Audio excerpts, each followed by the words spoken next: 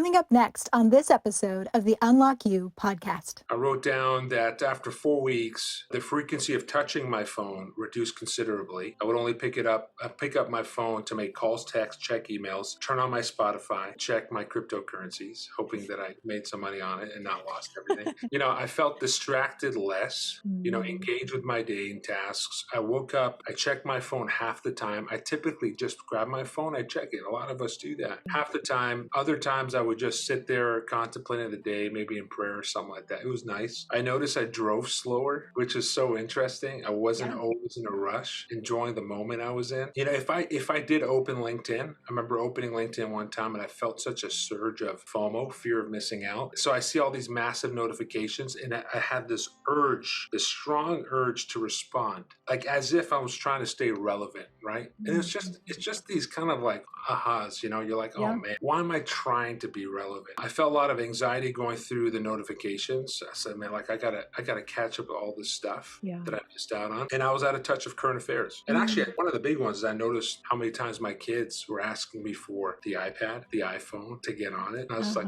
this is crazy. Those are some of the things that I uncovered that was just pretty wild. Welcome to Unlock You with Dr. Shannon Crawford. And we cannot talk about a new year and all the good habits, diet, nutrition, exercise, relationship hacks, without getting to one of our biggest culprits that's stealing our time, our energy, our contentment in life. If we're not looking at how much effort, energy, and emotional investment we have toward our social media, quote unquote, relationships, how much time we're zoning out in front of social media, then we're not actually being good stewards of the time and the energy and the resources that we have. Many times we look at the filtered Instagram reel and life looks incredible. And whether we realize it in the moment or not, a seed of discontentment, a root of comparison is being formed in our hearts. So I want to introduce you to our incredible, fascinating guest, Shadi Awad. He's the CEO and co-founder of Technagy IT, an IT Management and Cybersecurity Company based out in Arlington, Texas. Right. Technagy IT is focused on providing small businesses with strategic IT management and support designed to bring peace of mind around business, continuity, and external and internal cyber threats. Shadi has been in the technology space for more than 15 years. Two of Shadi's passions are bringing life to the integration of faith and work and actively engaging in the blockchain industry and investing in cryptocurrency projects since 2017. So quite the forerunner, I would say. Oh, you think so? Man, well, thank you for having me, Dr. Shannon. It's such a treat to be here. Yes, it is my privilege. So I want to hear about this experience. You're in technology. This is your world. You run your business. You're not like in a faraway village and farming somewhere. Like this is your space. And what did you notice about technology and how the internet, social media, how that whole world was starting to impact you? Well, what led me to go on that fast and also write about this topic came out of a discussion from a friend who came out of, I have a faith-based background. So this person came out of a conference where all these people were talking about trends and changes that God was saying to the market or whatever. But none of it had to do with big tech, AI, quantum computing, Internet of Things. And I was like, hold on a second. Like, how's that even possible? There's so much happening, but the church wasn't talking about that at all. So it kind of led me down this road back in 2018 to just take a deeper dive. And that's where I uncovered a lot of stuff around the algorithms and how Silicon Valley was developing their apps on how to capture our time and attention and for reasons, right? And so I started to discover that, and it led me to want to write about it. Fascinating. And was there anything in your own life or people around you that you were seeing, man, some of this is taking a toll, even though it seems to hit the dopamine reward pathway? It seems innocent enough. It's not cocaine on the streets with a guy with a big oversized jacket. Right. And yet there can be an addictive quality. I think a lot of us, we tend to go 2 feet in when it comes to tech. We jump into Facebook, we jump into TikTok, people jump into that stuff, but they really don't know what the future, we have no narrative, we have no data that shows hey, what's going to happen to us if we leverage these products, and Mhm. how are they being leveraged on us? So I think I've always had this in the back of my mind, like, hey, this is free. Okay, nothing ever is free, you know. Yes.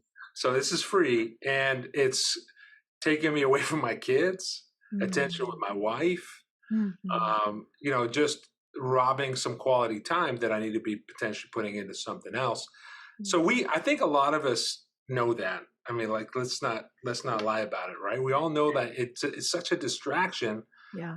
and we used to go to the libraries to check out a book and open that book and read it and then have to return it, or else we got late fees. I don't know if I'm sure it's the same for you. And today we're bombarded with information, but we Mhm. don't have a choice. It's just coming at us a million miles an hour. Yeah. And so it's just a different world. Like, instead of, consuming data and information at our pace, we're being bombarded with it. And we are not really understanding the rhythm that it's pulling us in, and there's a Mhm. lot that's happening. So, yeah, it's pretty fascinating. So that's what I began to notice. Okay. And so you went on was it 4 weeks? Yep, 4 weeks. Took some time off. Took some time off social platforms, and just wanted to document it for this article that I was writing for the Christian Economic Forum.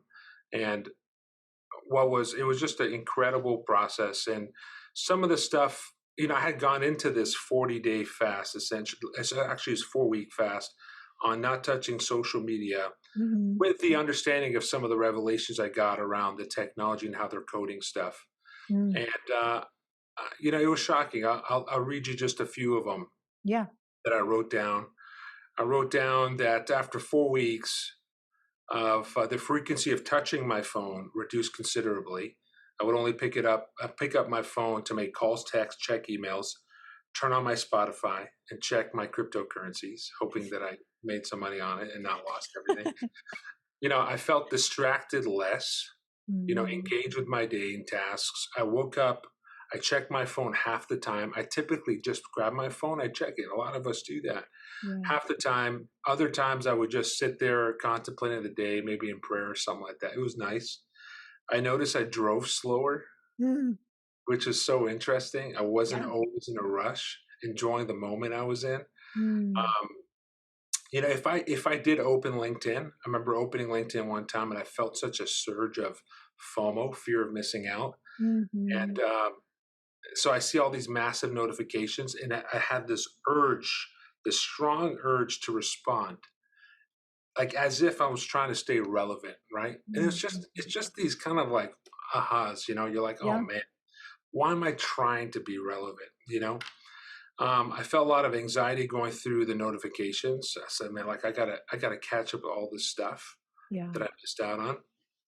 And I was out of touch of current affairs. And actually, Mm. one of the big ones is I noticed how many times my kids were asking me for the iPad, the iPhone, to get on it. And I was like, Uh-huh. this is crazy. So those are some of the things that I uncovered that was just pretty wild. Yeah. And for anyone who hasn't watched the movie, The Social Experiment, it wasn't experiment or experiment? Oh man. Dilemma. No, So social, yeah, dilemma. dilemma. Yes. Okay, That Alana. came out yeah, that's right. That came out, I think, in 2020 or 2019. So, for anyone who hasn't watched it, The Social Dilemma is fascinating. I hope it's still on Netflix, just documenting how much the algorithms are literally intended to create an addiction cycle, and that anxiety of putting your phone down, missing out on something, because we're losing the human connection, which then it's like cocaine, right? Like, it Yeah. hits that dopamine reward pathway exact same place as an addict of any other kind, and Yeah. so we need that. And now our drug of choice is right there readily available. And like you said, nothing is free. So, explaining the obvious, why do you think they offer this drug to us as a society for free? Well, back in 2004 is when Facebook launched, and they didn't actually make a profit till 2009. Mm. And what had happened is Sheryl Sandberg, the former CEO, she's actually gone now from Meta, which is now Meta, in case Mm. your listeners don't know, but Facebook changed to Meta. But they actually decided that probably the best way to generate revenue would be through advertising, right? Mhm. So they shifted their whole model to an advertising based profit model. And ultimately, like that, I think that for any business person, that's logical. Like, okay, Uh-huh. we've got an audience, we could do that. Shamath, which is the VP of growth, he owns a big hedge fund now, but Shamath, I mean, I'm going to mess up his last name. If you look him up, he's a former VP of growth at Facebook. He's the one that created the Facebook like button, and he actually left Facebook in 2017, indicating like he feels like he had made a big mistake because Mm. he started to see how it started to impact people's dopamine levels, right? Mhm. So the advertising based profit model, the heart of it is if they could capture as much of your time as possible, they can present more ads. Mhm. And so in Silicon Valley, like this was a massive shift because now these figuring out ways to monetize these social applications, they knew, hey, look, we need to sell the data that we receive from our users to these advertisers. So when we think of like, hey, Facebook created this for me. No, they created it for me to give them all the information to sell me to advertisers. Yes. So you are actually the product that's being sold to the advertisers. And that Mhm. epiphany was big because you're just like, man, you don't Mhm. even, but they tie it into a lot of emotional things, right? So Mhm. you're talking about family networks now. You got friend networks you haven't talked to for a long time.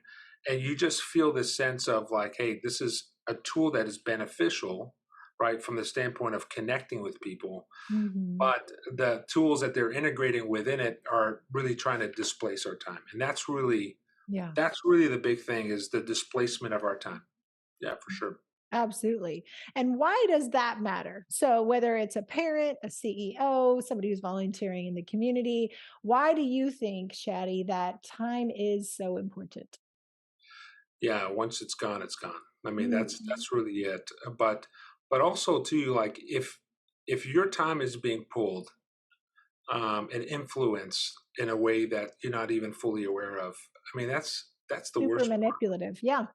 Very manipulative, and really, Mhm. it's really about advertising dollars. So, and I know some listeners might be like, well, that's not a big deal, but the discovery of social validation feedback loops that Mhm. was discovered by Facebook, this idea that if I post a picture, right, and I hope that it's liked, and then it gets liked, as soon as it gets liked, I get a dopamine hit.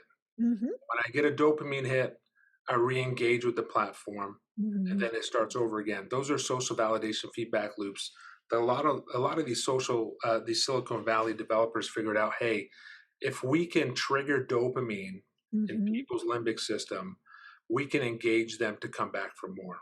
Exactly. That was a big. That's the big thing. And so a lot of this tech, a lot of this revelation proliferated all these Mhm. social platforms. If you look at Instagram, for example, they have variable reward schedules. This is like a 1936 Yeah. theory that a psychologist put together that they were able to code to, right? So, like, hey, let's take this theory of variable reward schedules, let's tie it into Instagram. So, what they would do is you get 50 likes on your Instagram page, Dr. Shannon, they'll withhold like 40 of them. And you'll look at that Instagram post and you'll be like, man, how come nobody's liking this stuff? And at the right time, when they think you're going to disengage, they'll release the rest of them. Ah. And when they do that, essentially what it does, it floods you with dopamine and Mhm. re-engages you to do what? To present more ads to you. Yes, and that study was done on rats, by the way. That's so rude. Comparing Exactly. us to brainless animals, but unfortunately, it really is true. Just like Yeah. gambling, you Yeah. pull the lever, and then all of a sudden you're going to walk away in that last one, and it creates that addiction and that impulse. The really frightening thing is when you're in front of social media or anything that you're kind of mindlessly engaging, you're actually disengaging from prefrontal cortex, meaning you're not actually thinking through any of the strategic linear parts of your brain that are congruent with who you are as a person.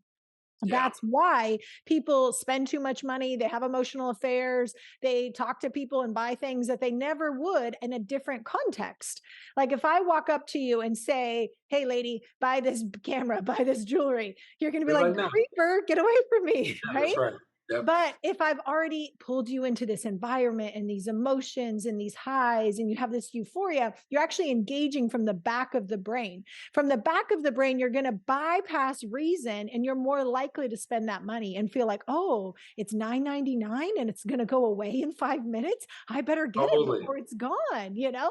And it just feeds a poverty mindset, an orphan thing inside of us that things are going to go away. And so I need to get this now. And this person is an expert. No, they just spent a lot of money on advertising dollars. It doesn't mean you actually need that. And it's all built on the premise of discontentment. All of Yeah. marketing is based on discontentment. Who you are and what you have and who you're with is not enough. So we're going Yep. to show you this glossy, idealized life. And then now you're going to feel like you're this hot, attractive model. No, you're still going to be pudgy on the couch doing nothing with your life, looking at social media rather than pursuing your own goals, even after That's buying right. said product. That's right. And the idea of time displacement, right? This Mhm. idea that like ultimately there are people from all sides that are trying to displace your time, whether it's an employee asking you a question, the kids that are coming, they're not doing their chores properly, or it's, social media trying to influence you to stay on an application long enough. Yeah. I mean, if we begin to realize, look, if we begin to take our time and be more intentional about allocating our time, Yeah. we're going to achieve exponentially more in life and achieve the goals, which ultimately leads to obviously some satisfaction, right? That you're moving Mhm. stuff forward. I love what you said. I heard somebody once say that this prefrontal cortex is like the CEO Mhm. of your mind, right? It's Yes. like, no, don't do that. It's trying to regulate. No, don't. And if you keep ignoring that enough, Uh-huh. it atrophies. It's just Yeah. that's where like addictions take over. Mhm. So part of the concern that I had was, hey, like who's talking about this? And the social dilemma came out a year after I started really working on this. And I thought it was like, man, this is perfect. It's kind of like proliferated Netflix now, which is phenomenal. But even in like for me, the church side, I was thinking like, I wonder how many people are understanding how much their time is being, uh, you know, taken away from things that are most important to do. Yeah. It was really concerning. Yeah, absolutely. And I believe we have a number of days that we're on this planet. And so many times people sit in my office and say, I just want to know my purpose in life. And if you're listening right now and you've been wondering, like, why am I here? What's my purpose? I make money, I have a family, I do these things, but I just feel like there's something more. One of the biggest dangers of social media is it's so engaging your brain and rewarding it that you don't realize how much time you're not being still and quiet and planful to actually create the future, to plan into the next steps. It's kind of like eating broccoli versus the ho-hos at the grocery store or whatever. The one is going to build a future, but it's not going to give you tons of dopamine at the beginning. And that's why human nature will grab our phone and we'll scroll through, we'll see who's doing what, and we'll talk to some aunt that we haven't talked to in 20 years. You know what? Cell phones also exist. You could just text them. You could also write a letter. I mean, that does Oh exist, man, people. But yep, people feel like that's the only way they can stay in touch. That's not true because once you're in there, it's like this little web of algorithms that know how to suck you in. And then they'll yep. suggest and auto populate all of this content. And it happens to me as much as anybody else. Just Oh because yeah. I know it doesn't mean it doesn't happen. I I think just catch myself and go, what in this 2 hours just happened to my life? And so even if you correct 25% of the time yes, you would have not spent that you would have spent on social, that's 25% you put into yes, something else, even if it's just exactly. a tiny bit. Yeah, for sure. Yeah, absolutely. So, one is rewarding the dopamine, which is a body leading. And the body Yes. and the soul really like immediate gratification. It's like a child that Yep. wants the sugar at the grocery store. Well, your spirit man is the true self. That's who you actually are. That's your fundamental wiring that has your genome or your genetic makeup that's unique to you. And in order to get the treasure hunt, the next clue in figuring out who am I? Why am I here? What's my purpose? You do have to actually step away from all the addictions that are chasing you and trying to lure you away from being still and quiet and saying, what's the dream of my heart? Spirit man, come forward. Holy Yeah. Spirit, what have you put me on the earth for? What is my next action step? And many times people are like, oh, it's when I'm in the shower or when I'm driving. Probably because that's the only time throughout the day that you've not had some device or something pulling at your attention. And so, if we could carve out more of that, it doesn't mean you have to get rid of all of social media, but it is to say that's like drinking alcohol 24/7 and thinking it's not going to be toxic to your liver. Like our soul takes in a lot. And one day normally my admin actually does most of my social media because I will squirrel and waste a whole day. I'm like, oh, look at how fascinating, I am literally that person so bad. So I opened Instagram and it was somebody saying, hey, here's what another group of people are doing. And it was a man in a dominatrix situation who's high up in the administration, blah, blah, blah. Gross. And my insides were just like revolted and I could feel just like, ugh. And we have eye gates, we have ear gates, you have a heart gate.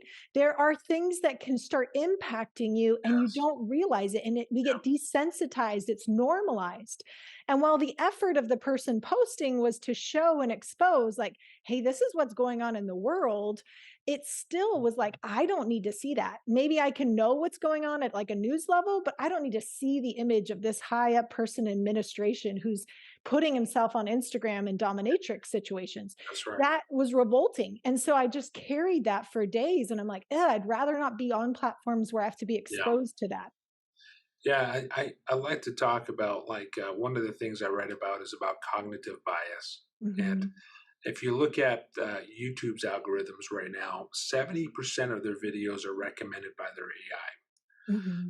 But you are actually training the AI, Hmm. right? So if you thumbs down or you swipe out of a video or you stay longer in a video, you're teaching the AI what you like. Hmm. And I do think that some of the struggles in America, but I know in a lot of other countries around, warfare between the Republicans versus the Democrats or whatever it is, Hmm.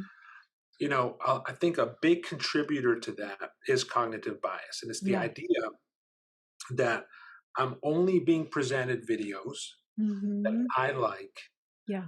And if they don't, you're going to leave the app. If you don't get the right videos, they're not going to be able to advertise to you. Exactly. So we don't even know. We're like a frog in boiling water. We're just consuming content that we agree with Hmm. and not presenting ourselves in front of information that is new or Hmm. information that is diverse or contradicts to stimulate the mind to expand the way we Hmm. think.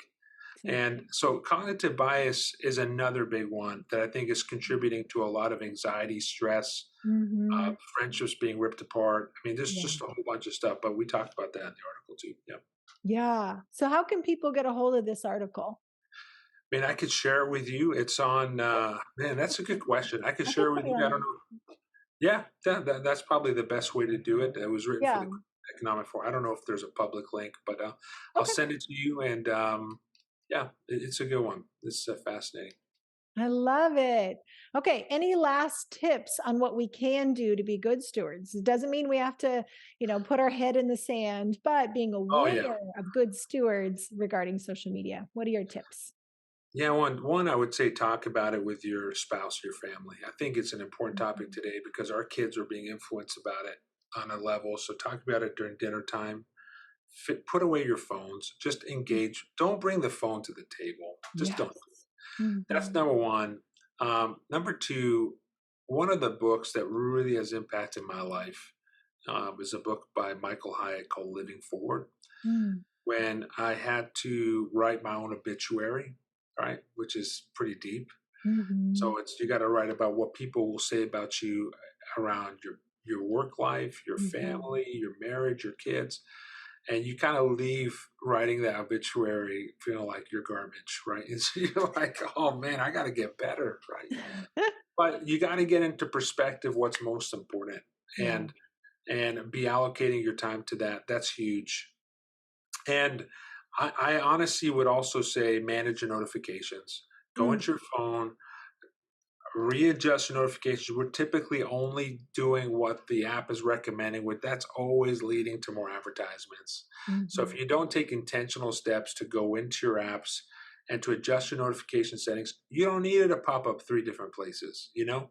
You actually don't need it to pop up. You could just go to it when you want to go to it. You can maybe allocate, 15 minutes at a certain hour per day to just go into the phone and do that.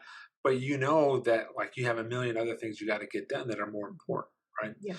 The other thing I would do is ask the question: does the app help me become a better person? That Mm. help me achieve the goals that I want in my life, or Mhm. is it taking me away from what's important? Yeah. I'm reminded there's this one verse by King Solomon in Proverbs that goes, "A man without self-control is like a city broken into and left without walls." Right? So you think about that's our minds, right? Mhm. And we've colonized, the world is colonized. Every country has been occupied in some way, the countries, flags, all that stuff. But the one area that there is the new frontier is the colonization of our minds. That's Mhm. what these Silicon Valley developers are realizing, that we can Yeah. code to influence actions. So take personal responsibility and realize where you are today oftentimes Yeah. has to do with how you're managing your time and what you're prioritizing in your life. Absolutely. Those are some thoughts. I love that. And I Yeah. think, especially if you are a content creator or you do need to be on social media, you sell, or business, then it would be important to make sure you're time blocking. So, along with what he's saying, and then time that in and actually have Yep. a start and a stop time. So, have Mhm. alarms set that you're in and you're out, you're strategic so that you're still task oriented. You can respond to messages or client inquiries, whatever you need to do, that it's something that is advantageous to you Mhm. rather than something that ends up you're swirling and you've like now lost the day. Secondly, be aware it's really wise to have accountability in social media. I know I preach on this like every single episode basically, but it's because I see it so often. I've seen people who have gotten into Instagram and before they know it, they're in a rape situation because they meet up with somebody Oh and my gosh. like these things happen. And so just be aware that the friend from high school that, you had a fling with at one point, probably it's a good idea to make sure your spouse or your significant other knows who you're talking about. Yep. Don't just put it under the rug saying, oh, it's a long time ago. I mean, they're married, I'm married. It's not a big deal. Things start innocent. And before you know it, it's easy to just kind of step into this fantasy relationship. And That's right. again, you're lulled into something not intending to. You're a good person, they're a good person, but emotional connections can be created that are artificial.